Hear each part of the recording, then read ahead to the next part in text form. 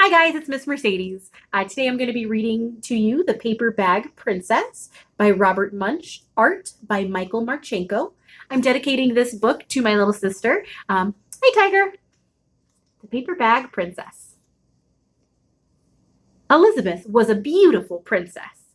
She lived in a castle and had expensive princess clothes. She was going to marry a prince named Ronald.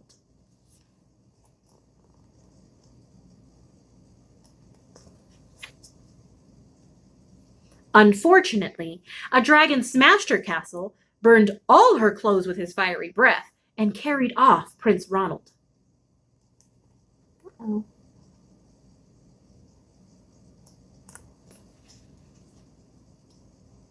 Elizabeth decided to chase the dragon and get Ronald back.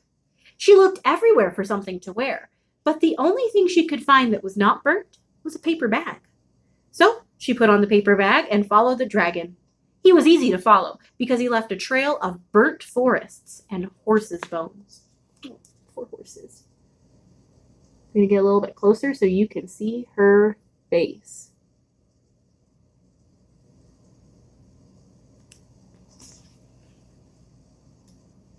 Finally, Elizabeth came to a cave with a large door that had a huge knocker on it. She took hold of the knocker and banged on the door.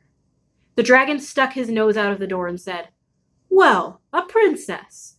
I love to eat princesses, but I've already eaten a whole castle today. I'm a very busy dragon. Come back tomorrow." He slammed the door so fast that Elizabeth almost got her nose caught.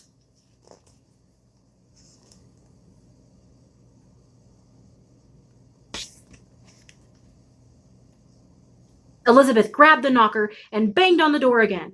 The dragon stuck his nose out of the door and said, "Go away. I love to eat princesses, but I have already eaten a whole castle today. I'm a very busy dragon. Come back tomorrow." "Wait!" shouted Elizabeth. "Is it true that you're the smartest and fiercest dragon in the whole world?" "Yes," said the dragon.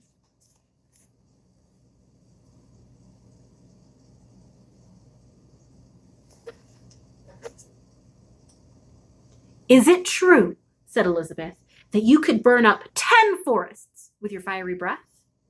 "Oh, yes," said the dragon, and he took a huge, deep breath and breathed out so much fire that he burnt up 50 forests.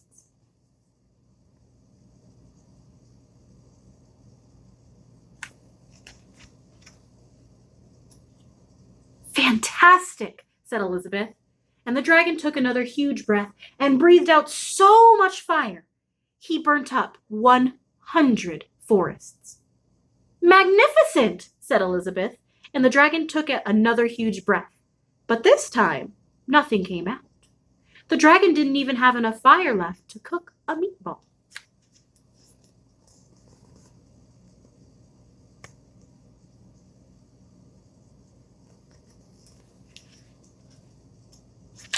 Elizabeth said, "Dragon, is it true that you can fly around the world in just 10 seconds?"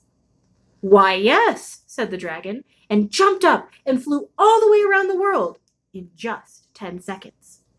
He was very tired when he got back, but Elizabeth shouted, "Fantastic! Do it again!"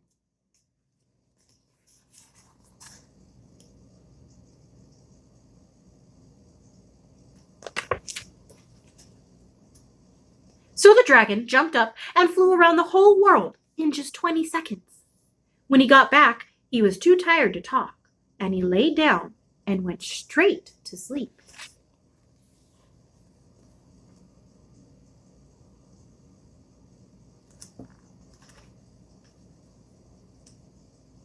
Elizabeth whispered very softly, "Hey, dragon."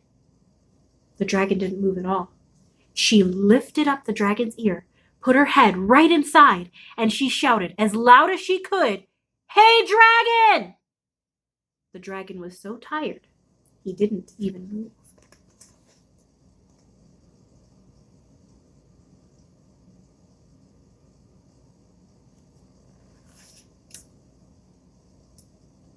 Elizabeth walked right over the dragon and opened the door to the cave.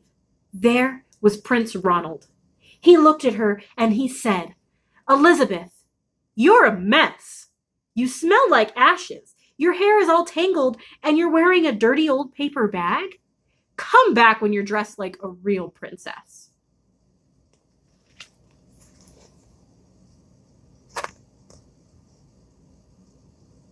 If you're listening right now with someone else, I'd like you to pause the video and talk for just a second about how Elizabeth must feel right now. She just did all this hard work. She found the dragon. She tricked the dragon 2 times just to get Prince Ronald back. And now he's telling her that she needs to come back when she's dressed like a real princess. How do you think that makes her feel?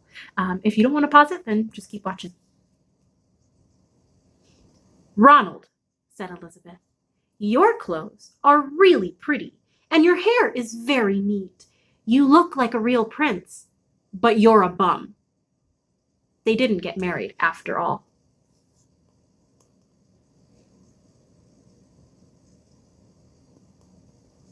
And that is the end. The back of our book actually has a picture of our author, Robert Munsch, and the illustrator, Michael Marchenko.